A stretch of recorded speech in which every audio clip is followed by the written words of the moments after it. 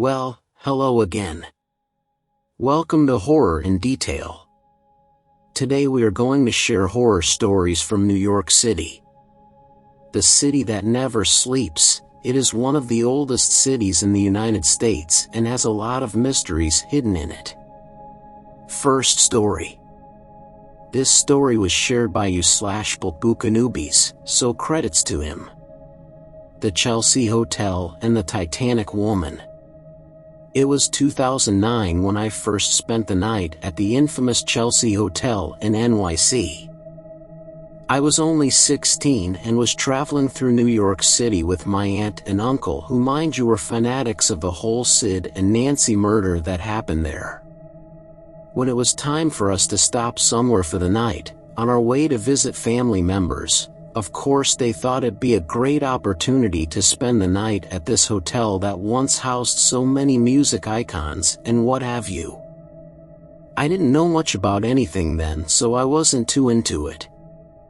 Anyway, once we got there I noticed everything inside smelled like cigarettes and what today I'd consider an antique mall to smell like.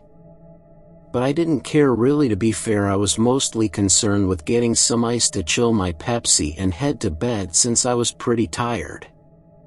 Once we got settled into our small yet cozy room, I went on a mission to find the ice machine. I swear it felt like I went up and down the halls forever just to find a single working machine. When I finally found one and started to head back, I heard what sounded like a woman breaking down crying. She sobbed and sobbed and would break down crying uncontrollably. It was coming from down the hall, the complete opposite direction I was headed, but because I couldn't help myself I decided to see if this woman was okay. I walked down the hall for a little bit, and once I turned a corner I seen her sitting outside the hall, her hands covering her face as she sat crying. I asked her if she was okay, but I got nothing in return. I stood there watching her cry. I will mention she smelled like patchouli and lavender and had on a white nightgown. I started to feel super sad and uncomfortable, to the point where just watching her cry like that made me want to join her, so I offered to call a family member if she needed me to. She looks up at me and says, "Please help me, take me to my husband, I need to see him." I start to back away because at this point it's that to think. I ask her what her husband's name is and that I did call the front desk people to help her in whatever she may need. At that point she bursts out crying again, just saying, my beloved, my beloved." It was so hard to see someone that upset that I ran up to our room and told my aunt about this woman who may need our help.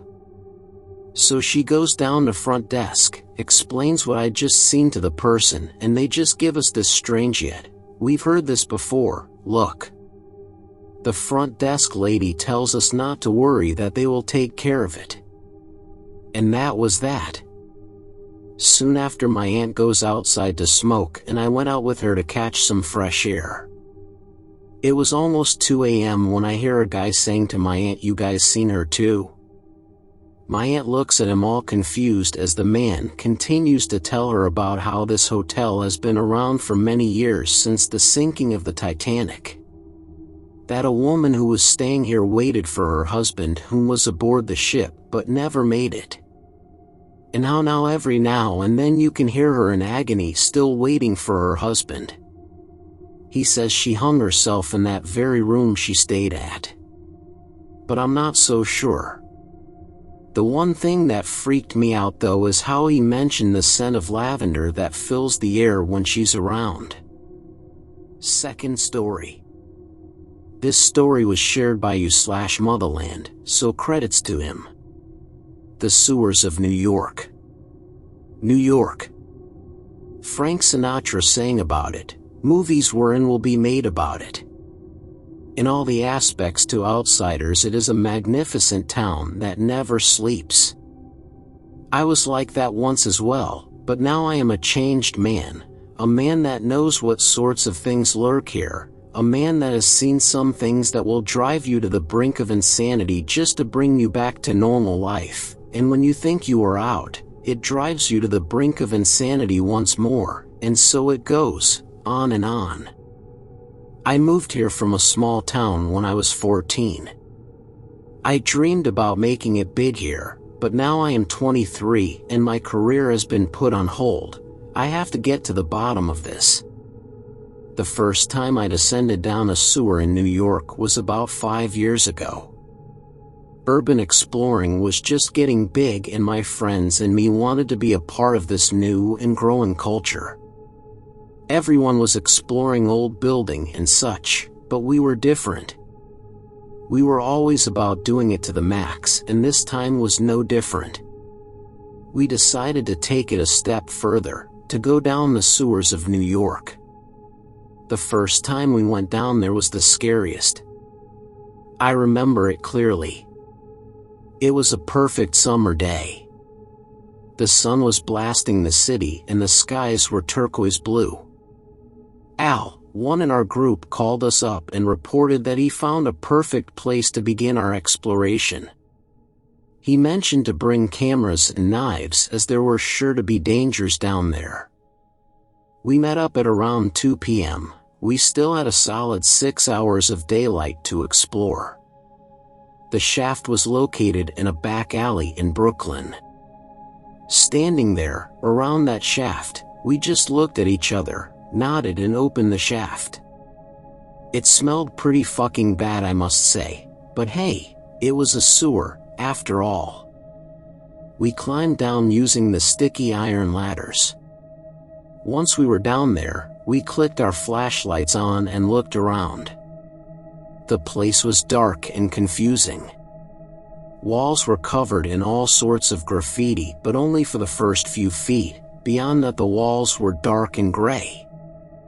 After a small talk, we decided to go to a tunnel that was located on the left side. Interestingly enough, that tunnel was the darkest of them all. It seemed to have almost no light at all penetrating through. You may think that this is when shit goes down, but nah. We were walking for about half an hour without any major sightings. Sure, we saw a few dead and alive rats, condoms and needles, but that was about it. We were walking under this hole in the ceiling of the tunnel, and I was the last one in the line to walk under it. As I was doing that, something happened. This thing just fell out of it in front of me. Humanoid thing. It literally fucking hanged in front of me with its face in front of mine, inches away. It had a bluish face with eyes so wide that they took up most of the face. The eyes were orange and the skin was covered in black veins. When it fell, the mouth was gaping open and behind it was an abyss of blackness. And the smell, I threw up immediately whilst screaming my lungs out. It was like a mix of shit but concentrated 10,000 times and a rotting corpse that was dipped in sulfur. As it fell out in front of me, it retracted back. My friends didn't see it, but I did.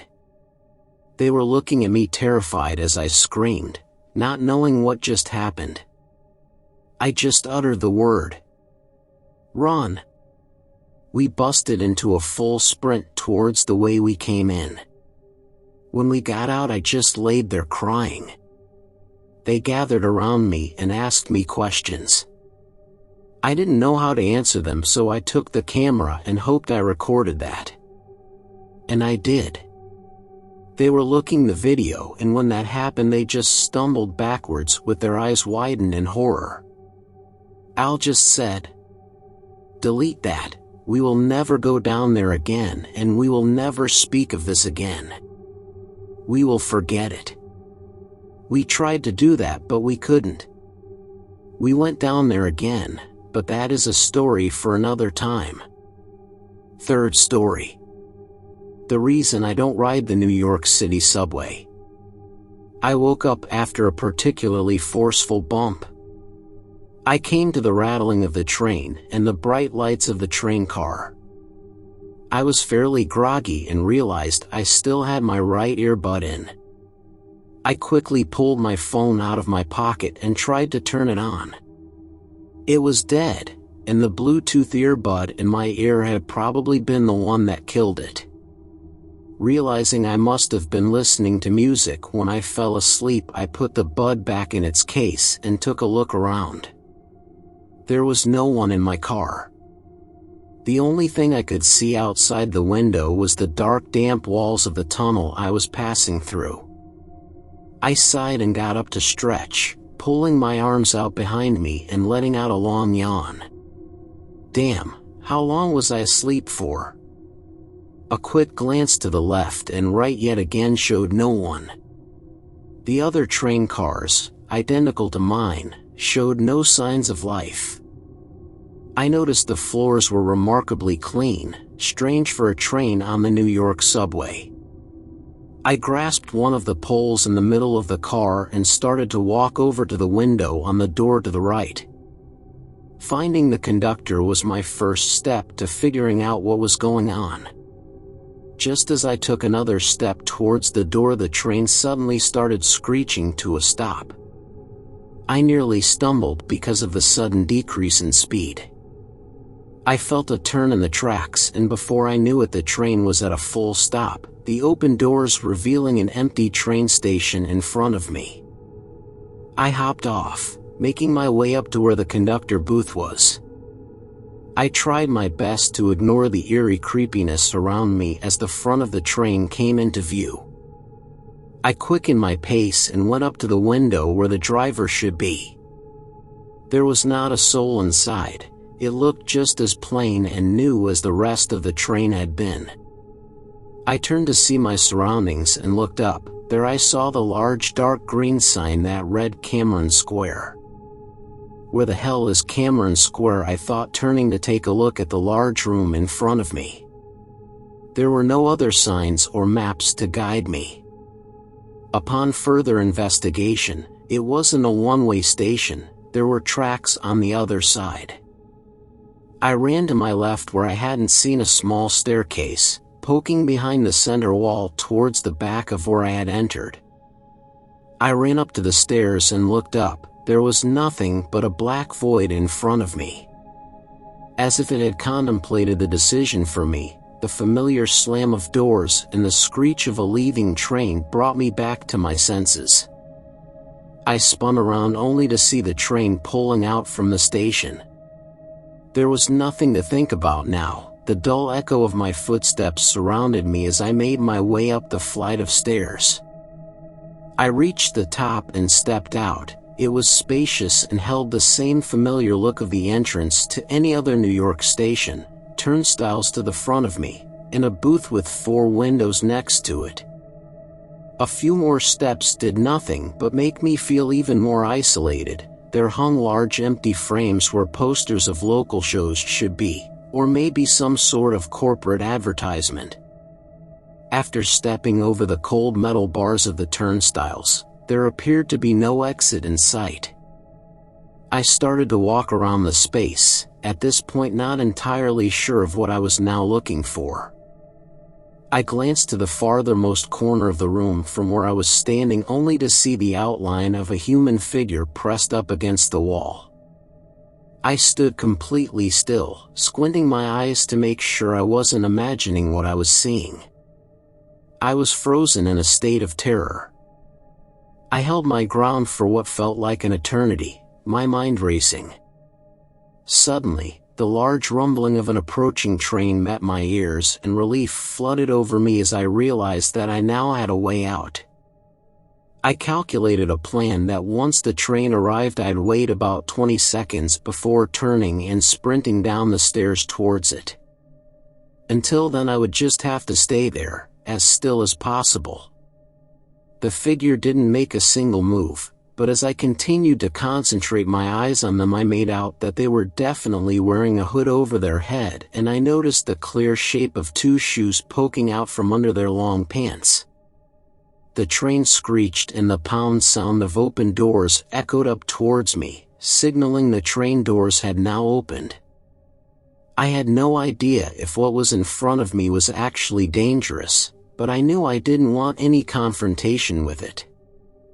Whoever they were, I was sure they weren't there to help me. After 20 seconds, or what felt like it, I turned, and sprinted towards the turnstiles at full speed, leaping over them and running down the long flight of stairs.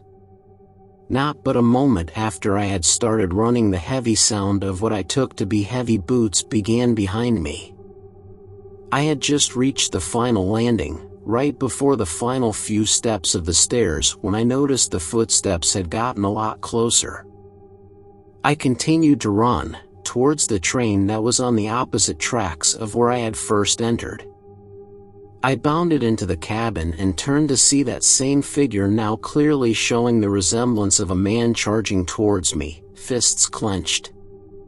He was probably 2 steps away from making his way inside, but just before he would be able to jump in, the doors slammed shut in his face. He wasted no time in turning and running back to where he came. I stood there panting, and watched him until he was out of my sight. A moment later, the train jolted forward and increased in speed, and I collapsed onto a plastic chair, my legs sprawled out, trying to calm myself as the strong kick of adrenaline left my body. Strangely, I felt a strong feeling of tiredness and soon found myself struggling to keep my eyes open before giving up and letting the darkness consume me. I awoke to a young woman waving her hand over my face. I sat up and she told me that I had been knocked out the duration of her trip and she thought something might be wrong. I thanked her but assured her I was quite all right. Before she left the open train doors, I asked her if she had ever heard of Cameron Station. She gave me a funny look and told me she hadn't. I struggled to my feet and dodged my way out of the open doors, into the crowded station of 42 ND Street, Bryant Park. Everything was how it should be, benches full, a crowd making their way down the stairs, and even more pushing their way onto the train. The experience I just had lingered with me even in the busy station, the terror still weighing on